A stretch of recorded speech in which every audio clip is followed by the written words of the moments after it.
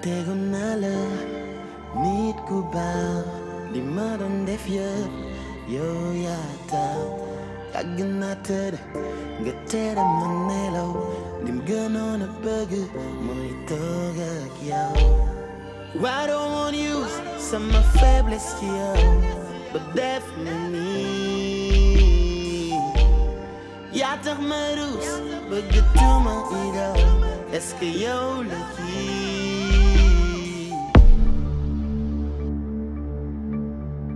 yaa ma doon wax naa ñëw def sport defar yaram bi wàññi graisse bi. Tu ne devineras jamais qui j'ai devant moi. L'honorable conseiller Babou Diakité. Raccroche, j'arrive tout de suite. Ce véhicule, avec un individu, je ne sais de quelle espèce, a pris quelque chose de très cher à moi. J'ai peur que Madame Gueye nous rende les élections impossibles. Elle est à bout de nerfs. Si elle n'est pas avec nous, vous n'irez pas aux élections.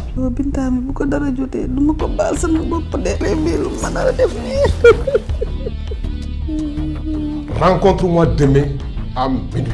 Elle sera là. Viens avec ce que tu me dois. Je te la rends en une pièce. Je vous enverrai un SMS. Man gis naa coow lu bari loo xam ni bu jógee kale bi du feeñ kooku waxuloon rek bu ko wax dara noppi. ak lu mënti xew. fexeel ba ray sa boo ko yëg. ah booy yow da ngay dóor. daf du la nga yaakaar. su ma jundi booy xam nga ne xaaruma fin du mois. andi man am naa wecc. waa jox ma seen. bàyyil booy. On a mort avec son papa. Dolin. C'est fini, ma chérie. La fille qui faisait du chantage à Grand Laye est décédée. Quoi? C'est Grand Laye qui l'a tuée. Attends, c'est quoi ces histoires de morte? Et puis c'est qui lui, le gars qui laisse pas de traces? Je vous mens depuis le début. Je ne vous ai pas dit toute la vérité. Allô, oui, papa? Oui, fiston. Li ma la waxoon moom.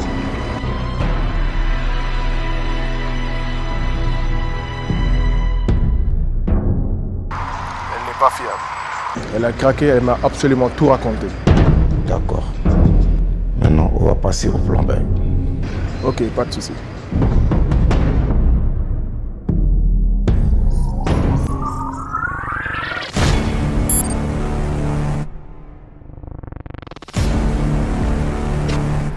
Boy, kaay jaay ma foofu waay.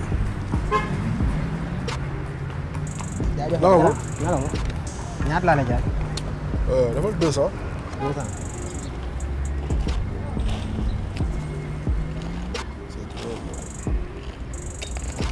c'est 200 tuuti na la. merci waay gannaaw. gannaaw fi nga dëkk de ah. waaw ku la noonu. dama bëgg a tuur ndox quoi boobu ba léegi maa ngi dox te bëgguma saw si mbedd mi quoi. booy Rismo. booy daf wuy ma. waaye fu mu tuur ndox quoi yëpp ko mu saw tuuti vite fait. booy non man yow mooy da may fay yow wala yow yaa moom booy yow damay sa booy yow. dama kii quoi gars yi non cool.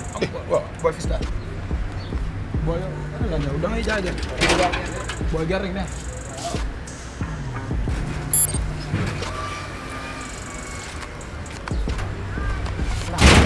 waaw bëgg jaajëf waay. mais ma booy kaay baal ma waay. mais booy. booy Thiel. li ngeen di jox mi est-ce que ngeen si génn. grand affaire yi xaw na métti de. xaw na métti de. xaw na métti. waaw yow ay ñaata nga gagné par jour. ay bénéfice bi dëgg-dëgg 500 la. 500. 500. booy booy jëlee sa question nga dem doole. bàyyi ma waxtaan ak copain bi waaye tamit ñu waxtaan. 500 ngay gagné. waaw bu dëkk bi naqaree nag moom ay 300 yooyu. 300. des fois doo gagné dara noonu ngay ñibbee. yow fan nga jógee chaque jour. Colobane. Colobane nga yeewu di dox ni si mbedd yi pour jaay nii. waaw. ca yàlla mais jàng nga école. booy oui ma non Modou journaliste yi ngeen war a bàyyi moo tax nag copain non mais booy bi day liggéey. bay. jàng naa école kay mais dama teel a bàyyi. ndax lan. waaw dimbale paa beeg mère bi rek. ah bon loolu moom nice xamalal ne booy yow am moo loolu. dama lay jaay gerte gi lépp wala. non jëlal ma maa la ko may coo jiwul. man yalwaanu ma de. non maa ko def si bagage bi coo jiwul. yalwaanu ma bàyyil ma dóor waar rek. booy maa la ko may si xol bu sedd guy. bàyyil ma dóor waar rek si lii laa yaakaar quoi. booy tout baax na de. baax na grand. booy bi gëree la daf yow booy bi gën na gëree de. moo gën a nekk njëriñ. yow xanaa. na la booy gën a nekk njëriñ. Taf yow xam nañ ne yow fi nga ne si bureau bi doo gën te ne fi nga booy dañuy yeewoo suba teel di dox si mbedd yi pour gagner benn téeméer wala benn 300 yow fi nga nekk di bànneewoon di jaay ko fi si bureau ba. loolu kii loolu la yàlla dogal. saa yow daal booy doo dara. non non booy non xaaral ay booy xaaral man ñu booy xaaral sax booy parce que yéen booy da ngeen. oui dañuy fo sama ngeen dañuy wax de mais nag Taf ñu wax ne sérieusement booy ñu dund métti na de. yow booy yaa ngi imaginer yeewu suba teel nii yenn sa lii nii di wër ak moom si dëkk bi pour am benn bénéfice téeméer wala 300 francs léeg-léeg sa doo ci dal mais normalement nag état war nañu mën a jàppale defal leen ay formation booy ñu mën a xool nu ñuy gérer seen business bien sûr booy. xanaa li mën na baax loolu. gis nga lii nag moo tax nag jeunes yu bëri dañ jéem a jël gaal bi pour dem parce que ñoom pour yaakaar dañuy yaakaar ne carrément fee mooy issue bi en fait parce que fii amatuñ dara luñ mën a liggéey bu am bëggee na si tu vois dañuy jël gaal gi ñuy dox si désert pour dem Europe jéem a xool ñu ñu ciy génnee alors que xam nga dañuy dem ba sës quoi dañuy naan mbëkk dañuy dem ba sës maanaam da ngay jàkkaloog mur bi daw mbëkk mur bi dañu dem ba sës parce que amatuñu issue mais nag gars yi war nañu si jàpp. gars yi demee état bi xam nga ne booy fa ñu jàppale leen bu ñu leen jàppale lii du baax. te xoolal kii li muy daj booy. buñ dañee yëpp dañ koy gérer de. yow moom nekkee fii sa kii rek mais booy Mouride buñ dañee dañ koy gérer. yow déjà yow si groupe de campagne nga bokk buñ dañee kay nga wax grand live ñu gérer. waaw incha allah yàlla baax na.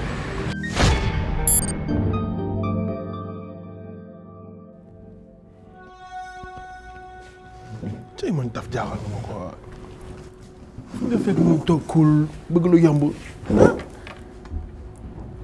voilà li nga jàppe sa live quoi toog fii si suufu clim bi solo ba nice casquette di bandi te ragal la yow doo réel booy fi ngay toog suufu clim bi yow booy fi jaar joué mënoo nga nekk réel de ma jaakoote gerte gi kooku journée 700 francs lay am te da koy coaché yow fi ngay nekk di jaay bandi casquette toog si clim bi bandi clim nga doo dara oui ma dooral benn café waaye foofu s'il te plaît Taf Tafé yow laay waxal. boo laalatee su may bu laalati su may casque de. yow la moom la. dimbali ma nga naa la moo la dal. bu laalati su may casque de. Tafé na ma dafa la moom la. boo yow war nga ma moytu de boo yow. man maa lay moytu man nga waxal dimbali ma. yow laa wax nga naa ay da ngay am loo yow. gis nga man ni ma toll ak yow. waaw doo ma dimbali nga naa ay torox. waaw yow dama la lijjanti yow. Taf xool dama lay lem de. doo ma dimbali nga naa ay dama Moustapha bu ma laal. booy ba fontoo de. Moustapha. bàyyi ma waay yow. ak épaule yu ndaw yi. Maurice. bàyyi ma yow kaay la Moustapha gis nga yow moom. Moustapha xaar yow dimbali ma laa la. Taf arrête waay xam nga ne dama la fiy lem vite fait. kan ngay lem kaay ñu lem kaay ka may booy. booy putal taatu kaay ka may booy kaay ka may. Moustapha calmez-vous. booy bàyyi ma. ok non. soxla kay. wala nañ génn si biti boobu de. Moustapha maa la gën a tof de booy. ragal nga waay. waaye dimbali ma nga.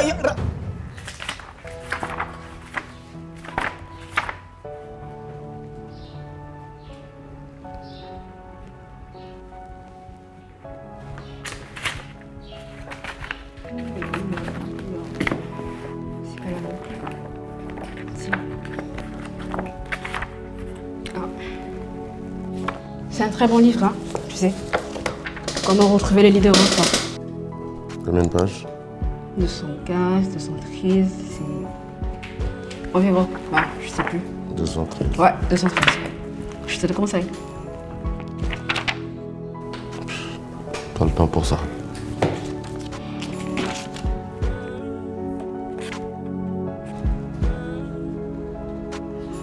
Jean. Qu'est-ce qui se passe? Pardon? Qu'est-ce que t'as? Moi, ça va. C'est vrai que ça va? Wax ma lan moo xew. Maru sama karaw yi nekk di sax nii moo tax ngay wax Fabien. Ouais, peut-être. Mais non, j'ai trop de taf ces temps-ci. dama bëri liggéey. Trop de taf. C'est pour ça que tu es comme ça. Tu sais que je suis ta sœur. Tu m'as aidé quand j'avais le besoin. Ouais. Tu étais la seule personne qui voulait m'écouter. Et tu m'as beaucoup aidé. J'aimerais faire pareil. Et toi aussi.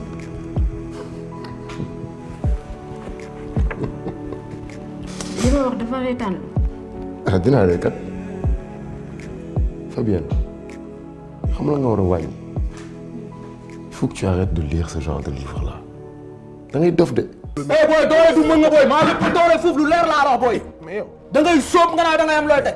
maa lay xaar bu teg sa xol. kan nga ay boo génnee. Moussa booy di booy Demba Moussa Demba ba bàyyi ma lem ci fi waaye boo bëggee fu la neex na fa dem boobu ma lay coob. kan ngay coob. vas-y sors. yow da ngay def dara ngay am looy wax. maa la gën a dof fuuf. Moustapha boo fi gërëm ma lay coob. ay ma am solo sa yére fii dafa sedd. pour ma laal.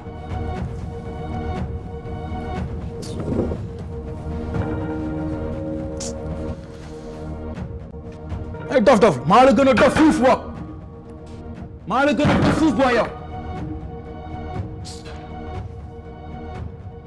bu loolu Moussa Demba ma def la lu.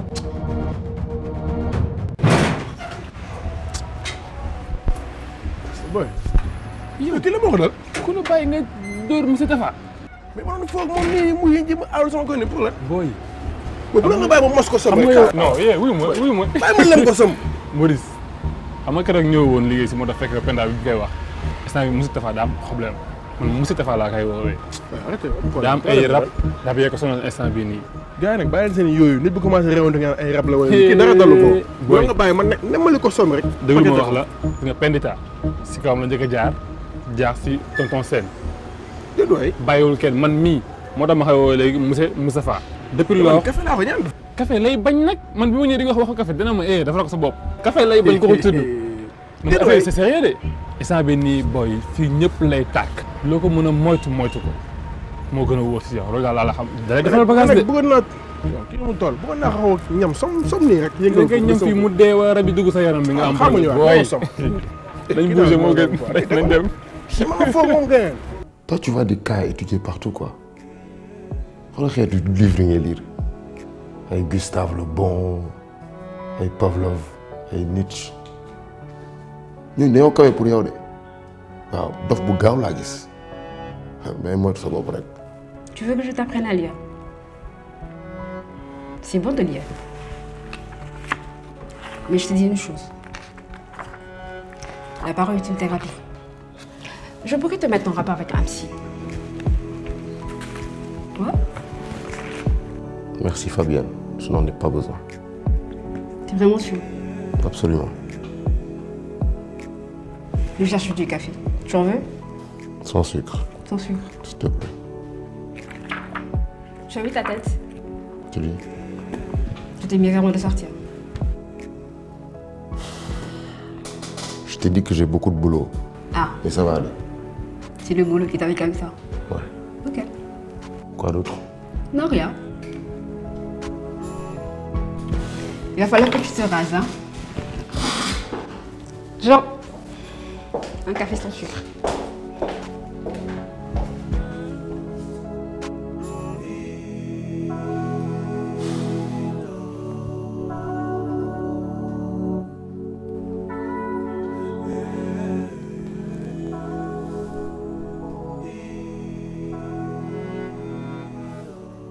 Allô?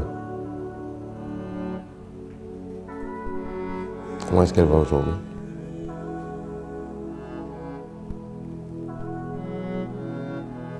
Elle arrive à manger? D'accord, j'arrive.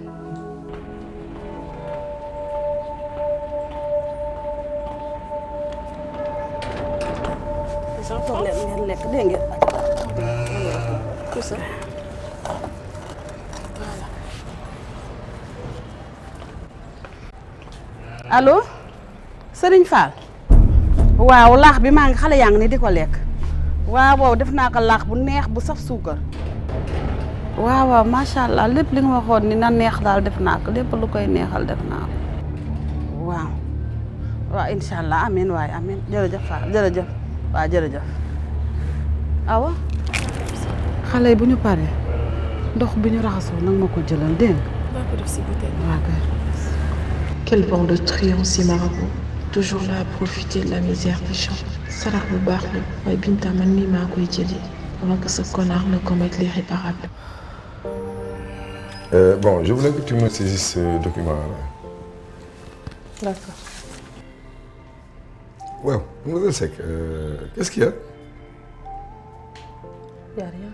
Ah bon, mais sa kanam gi moom dafa xaw a doy waar la. Du dara.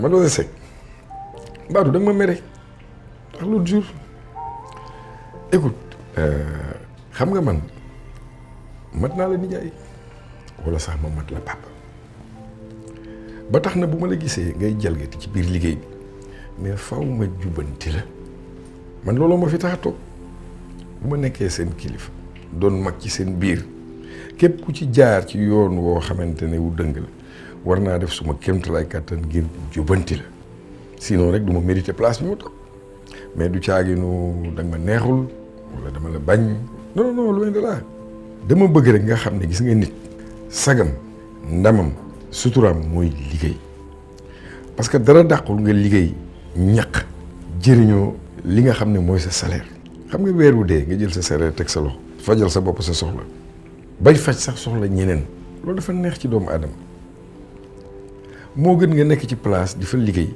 jumtukaay ya fa ne nga ñëw di ko jëriñoo pour tes besoins personnels tels que le téléphone et beaucoup d'autres détails wala nga ñëw fa di fa def naka su dul noonu comme les petits commerces et autres vraiment yooyu dafa rafetu ndax gis nga alal ju barkeel rek moom moo am solo. Binta, si tu savais, je suis tellement désolée.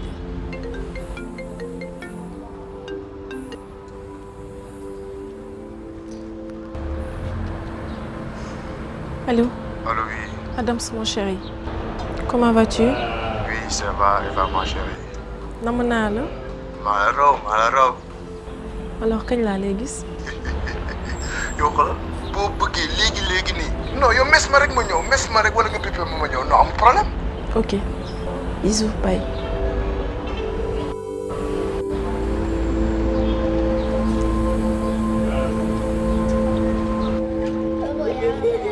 Amin. Amin, amin. Amin.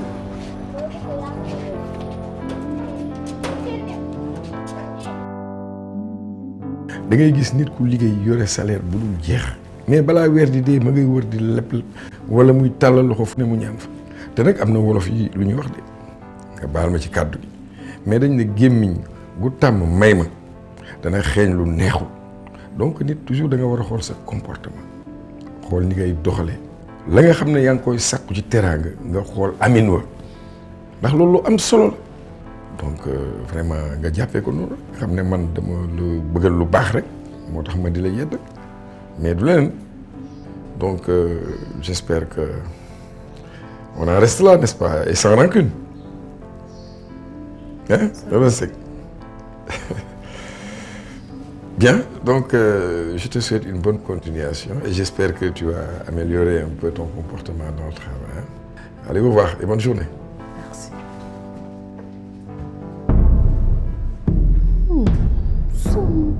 Comme le may cokk di tëb nii di xale lu nekk paa bi ni ma soofee léegi moo jiitu ci liste bi dama doon wax grand laay mais nekkate kii moom moo gën a ëppal ñëpp mu yow kii sooful max mu nekk fi di waaraate nii mel ni oustaz nii salaire boo xam ne matul dara salaire bi soo ci fayee koo paas nga ciy def mu jeex jaay bi may jaay laa yóbbu sama kër il faut nga xar matt pour mën a am dara parce que fayuñu nit ñi ba pare amee nit ñi nag bàyyi jaay ba mu neex sagam grand laay moo ci mënul dara waxuma la ak yow fii laa koy jaay téléphone bi laay utiliser ba mu neex ma fayoo ko waaw soof xamoo man kii ni ma ko jéppee waxuma dara sax bala maa dee tontoo seen amee nit ñi ak ay français moom ba muy jàng année 60 ba muy pare diplôme année 60 la woon tontoo seen 2 points sax da koy respecté point virgule da koy respecté kii xeetu soofam non kii waaye man ak yow ci rédaction bi man ngay toroxal dootu ko defati. Abdoul, pourquoi tu aimes ces endroits-là? Qu'est-ce que tu fais là? Assieds-toi. J'aime bien ici. Tu trouves pas? Et bizarrement, j'ai envie d'investir sur les objets d'art. Qu'est-ce que tu en penses? yow ak sa paa bi da ngeen nuroo sax. C'est vrai? Merci. Bref, je pensais que c'était Korka qui était derrière tout ça. Mais c'est pas elle. J'ai assisté à une réunion de crise avec toute l'équipe et je l'ai senti vraiment sincère. Les apparences sont trompeuses, Latifa. Dans ce pays, continue de creuser. Ne laisse aucun détail. Les affaires Margot Binta sont liées. C'est très bizarre. C'est vrai que ces deux disparitions sont simultanées. Mais à qui tu penses, toi?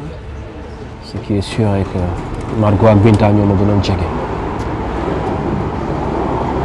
Tu trouves pas ça bizarre? Non, le gënoon jege parce que man jegewuma la. Et ça veut dire quoi? Est-ce que lui ça? Bu doon man di nga ko xam parce que tu sais que j'assume toujours mes actes. Bref, il est temps qu'on passe à la vitesse supérieure. Il faut sortir le grand jeu à Diakité et Tcherno. On m'a accusé de meurtre, alors que Malik est vivant. Et ce qui est bizarre, moi, comment se fait-il que nous avons le ministre de l'Intérieur? Jusqu'à présent, ils ne sont pas au courant. Comment expliques-tu ça? Bravo. Ça se voit que le temps que tu as passé en prison n'a pas rouillé ton cerveau et que tu réfléchis toujours. Mais ce n'est pas le moment d'utiliser les photos que Adams t'a données. Et tu sais que si tu utilises ces photos, on va perdre Adams parce que c'est lui qui est à l'intérieur. Et beaucoup utilisé, on peut le tuer. Très bientôt, Latifa. Moi, j'en ai rien à foutre qu'il soit grillé ou pas. Je m'envoie les photos tout de suite. Il y a le gerte Tiafa Café Touba.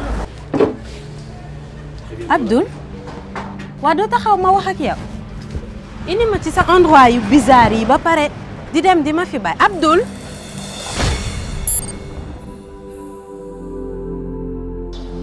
Billahi Kalla day génn. Ils ont fait un défi personnel. Yo, fenkat nga rek.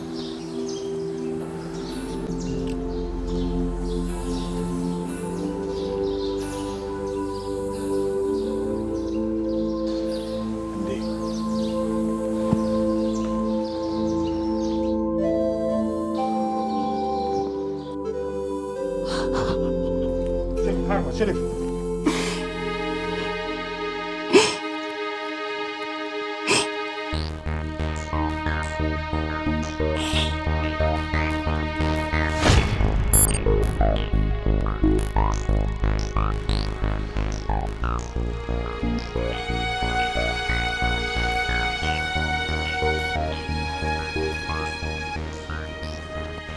Bonjour, monsieur l'inspecteur, le grand inspecteur.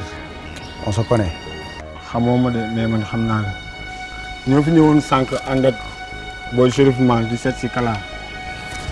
sa booy ba leen fi fekkoon da ngeen xam ne say doon nekku ci bamba con léegi lan la.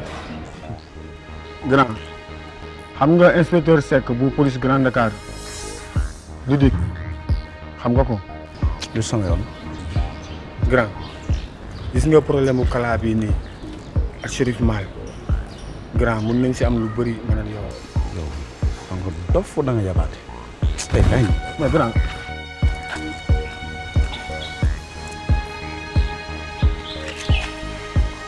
grand man takkuma micro yoruma dara bul am looy ragal du la neexee woolu xoolal inspecteur Seck nga laaj ko man clean boy laa. waxal yow laay déglu. ok gis nga booy Chérif Mal xaalis kase la loo ko laaj si xaalis mu jox la ko pour booy bi génn question d'honneur la si moom fu mu toll nii grand kaa ñu jël suñu wërsëg.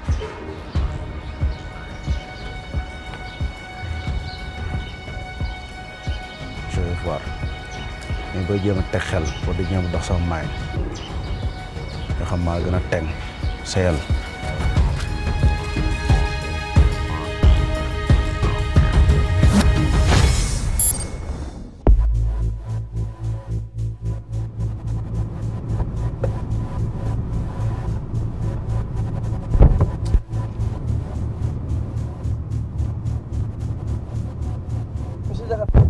jëlal sa loxo loo may wóoloo heure bi xanaa dëmm nga gisoo heure bi jot. grand maa ngi jégalu nag maa ngi jégalu vraiment am dossier boo xam ne daf ma tere nelaw grand j'ai un neveu dañ ko jàpp ci affaire drogue Non, boy, man, je me préoccupe pas de son cas. Mais le problème, c'est sa mère. J'avoue que 24 heures sur 24 day joy. Et puis grand, man rek lañu yaakaar. Il se trouve aussi que l'inspecteur qui gère le dossier, jéem naa lu nekk mu dëgër. Man ne naa seet si suma grand. ba yow ban xeetu nit nga munoo bàyyi fen di dóol wala nga yaakaar ne xaw ma ci lay dox. Grand fenuma la. soo bëggee ñu juboo dellu wax dëgg bàyyi fen nit ku baax du fen ok. Grand wallaahi fenuma la. non da ngay fen. seen nga grand xale bi su ma ko génnewul d'ici 48 heures dañ koy déférer ci ce sera la catastrophe ay parents man kese lañu yaakaar mais man yow rek laa yaakaar waaye jàpp ci rek ca yàlla tax grand. xam nga ma xamante nañu soo ma waxoon ci barke xaalis ma gëm la est-ce que yaa ngi dégg li ma la wax te li ma leer ba leer mooy yow gañe nga ci xaalis bu bëri. non non non. bref doy na dossier wu Thierno bi foo ci toll. non grand boobu moom t'inquiète comme ni nga ko bëggee. mais je gère exactement comme tu l'as voulu. foofu amul problème mais grand. mais grand jabaru Thierno bi. jabaru Thierno bi lan. wala na de. yow da nga dof wala xanaa yow dossier Thierno laa la sant wala nga xool jabaru jàmbur. mon cher. dafa lim la sant. pas de problème. est-ce que leer na. nañ amul problème grand. nga dem sax. en fait grand sama jarbaat bi nag. yónnee ma turam ak santam nga wax ma fu mu nekk dinaa la wax fooy jaar ba jëli ko. jaayef balaa ngay dem taxaw na mujj tey na ñëkk tey nga may woo ci affaire yu ñàkk fayda yi ok. doo far génn oto bi ci biti. jaayef grand.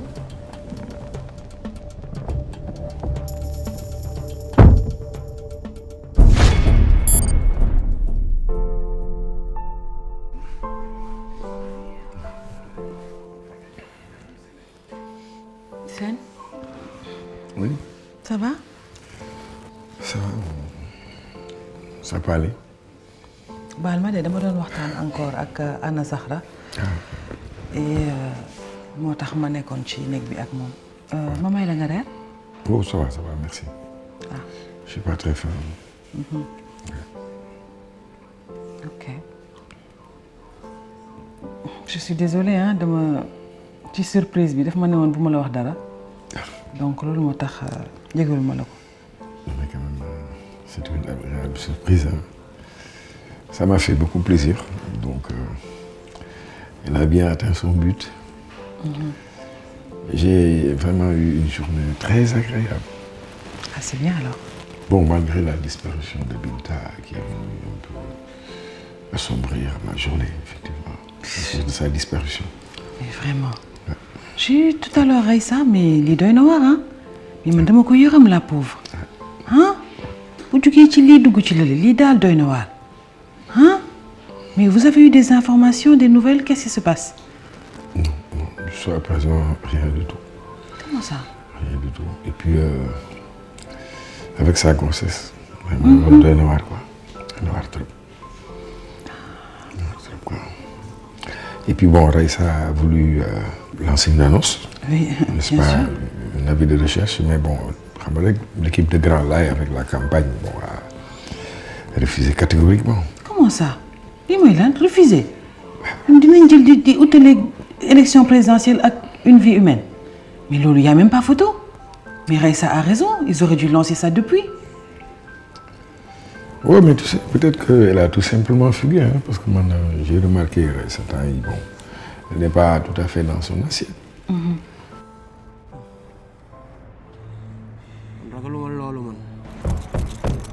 Eh, yow mënoo rek génnoo fii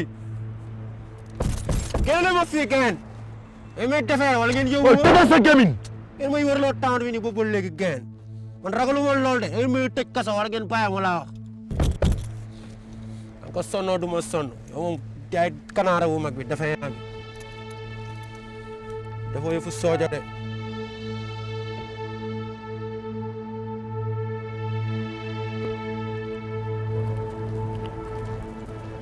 mais yow grand noo def luñ jox la booy bi maa lay bëgg ragal de. ci soo ba léegi ci dossier bi laa nekk je me suis présenté comme son avocat et puis gars yi gisuñu dossier bi du coup preuve yëpp wàcc. et puis nag affaire bi dafa am xarañ sa grand dafa xam fu muy teg tànkam de. lu mel ni ku def lu rëy nii man su ma récupéré woon dossier pour yow lii dina mën a nekk maa téye preuve yëpp teg ci sama tànk booy waroon nañ ko defaree bu yàgg maa ko fa téye ba léegi. non ok 50-50 lan waxante woon non def nga li la war man def naa li ma war loolu du problème bi sa booy bi laay xalaat est-ce que dina ñëw. man booy bi ma gis nga indi ko man jaraluma 50 000. teg naa dil ak MD xaritu Chérif Mal la. nee na pour kaaw Kala Chérif Mal loo ko ci laaj dina ko génnee te MD booy bu xam bu baax Chérif Mal la donc yow bul jaaxle dara la sa xel dina ñëw dañ ko xaar rek. en tout cas la balle est dans ton camp man li ma war a def naa ko de. nañ cemp rek dina teew. waaw baax na xaar méttiwul. gis nga wax nit balaa nga koy génnee ci sa làmmiñ da nga koy segg seet ko seetantal ko parce que y a des paroles une fois sorties peuvent faire beaucoup de dégâts. mais c'est lu tax nga wax bi xanaa c'est par rapport à ce que je t'ai dit la dernière fois. Bon, il y a un peu de tout ça, hein, mais mis à part tout ça. Mais puisque c'est une dame d'elle aussi, parmi nous, avec sa joie de vivre, avec aussi le besoin de vivre en harmonie. Mais est-ce que cette affaire yi yëpp mënoo ko jël teg ko de côté delluwaat ni ñu mel. Teg lan de côté? Tu veux parler de quoi? Mais je parle de divorce. Parce que yow fase nga may wax jamono yi yëpp suba ngoon guddi bëccëg loolu rek laay dégg ci suma nopp bi mais yooyu mënoo ko jël nga teg ko fal et pourquoi? Qu'est-ce que je t'ai fait? Mais Sène, tu penses que je t'ai parlé de divorce? Pourquoi? Je suis fâchée, je suis en colère. Mais parce que c'est mûrement réfléchi. J'ai très bien réfléchi. Pour le moment, ne dis rien. Anna Zahra vient d'arriver. On profite d'elle. Et laisse-moi le temps de lui parler. D'accord? Mais Dieu, tu veux prendre notre fille comme prétexte. Suñu doom la dëgg la ñun ñoo ko jur ñoo ko seq mais moom elle n'a rien à voir avec notre mariage loolu suma diggante la ak yow. C'est très loin de ce que tu penses. Je te comprends nag, tu es en colère. Mais s'il te plaît, parle doucement. Je veux pas que la petite nous entende. Mais là, je ne suis pas d'accord avec toi. Yow puisque yow xamoon nga ne fii la suñu diggante di yam mais lu tax nga ciy dugg indi ma ba ma toll fii nga ñëw di ma tegal lu mel nii ça je ne peux pas le comprendre. Tu n'étais pas obligé de t'engager si tu savais que ça allait se terminer comme ça. Mais... Sène? Oui.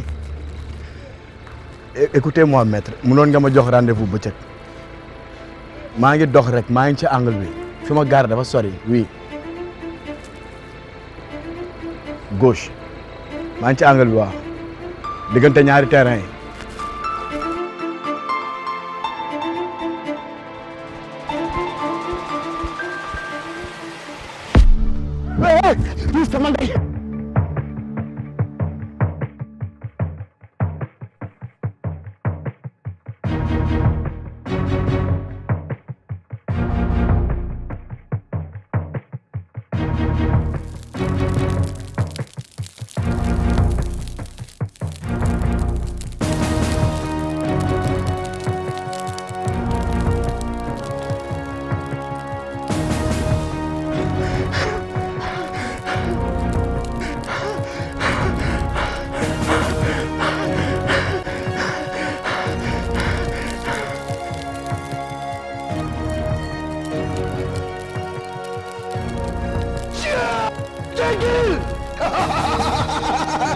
Cherif yow la ñu bandi nga Jéggi yow lay wax Jéggi ragal nga Jéggi ragal nga ci barke bi nga bind doomu aadama dindil ma tiit bi ci man dindil ma ragal ak tiit ak stress doomu aadama moo ëpp doole lii lépp yàlla mën ma tiit ay xal yàlla jàppale yàlla may ma kàttan yàlla may ma doole bu maîtriser xal ba mu ko dul tiit ba gàcc di ma dal. yow laay wax Diegui ragal nga ba ñu dégg day dégg safara Diegui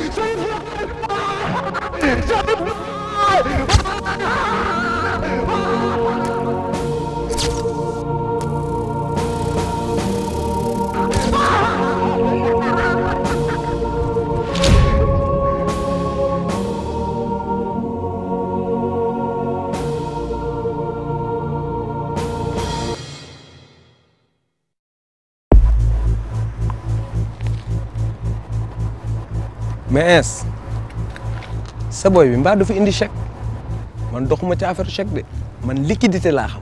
yow tu ne peux pas la fermer. ah je t'avertis de. lii àndul ak wax. man xobet laa xam de. et tu parles trop. ah il faut que ça soit clair. àndul ak coow. liquide laay def liquide rek.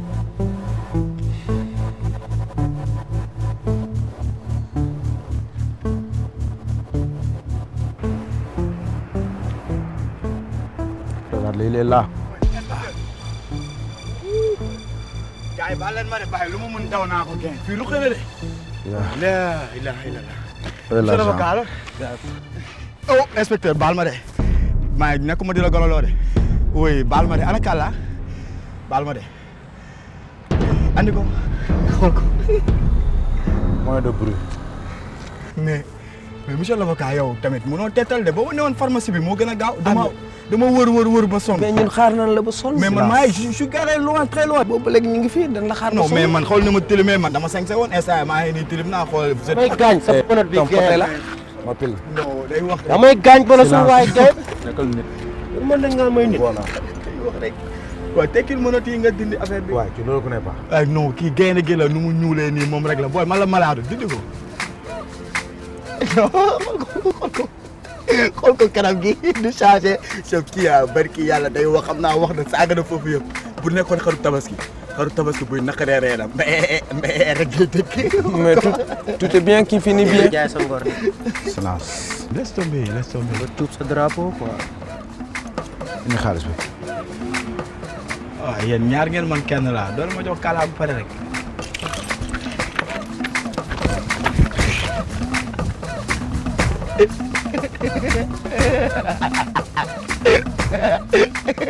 saa ay gaaw la de.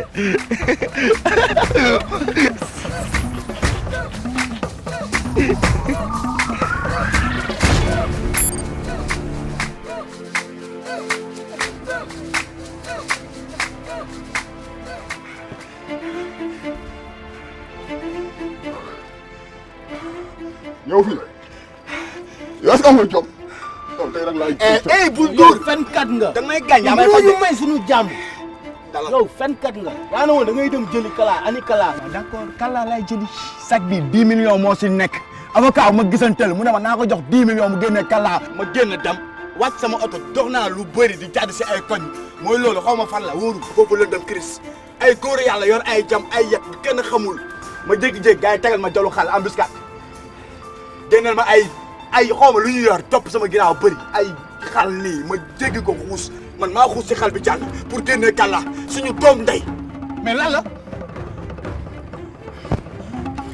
nañ leen dem gars yi ñu leen taxaw foofu di ñu xaar nañ leen ànd maître waxal sax gars yi ñu ñëw ñu dem ñu jëli kàlla suñu doom ndey la ñun ñëpp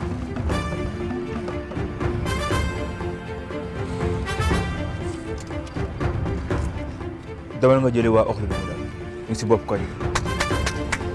allez allez. sama gars yi. li ngay def xam nga lu ci mën a fekk.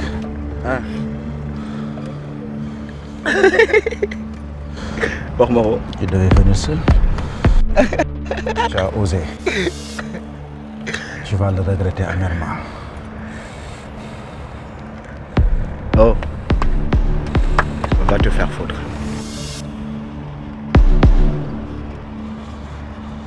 yow nga bëgg dëkk bi avancer avec ça président bi moom mooy ñëw fóot sa xol bi ak sa xel bi nga ne yow yaa ñu war a sàmm yow heureusement ils sont pas tous comme toi yow xam nga yow da nga con xam nga da nga con da nga con waxal waaw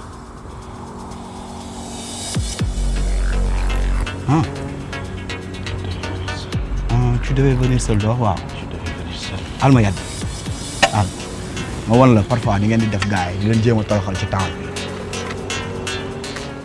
alma benn yàgg yow kon nga waxal waaw xam nga yow xam nga ma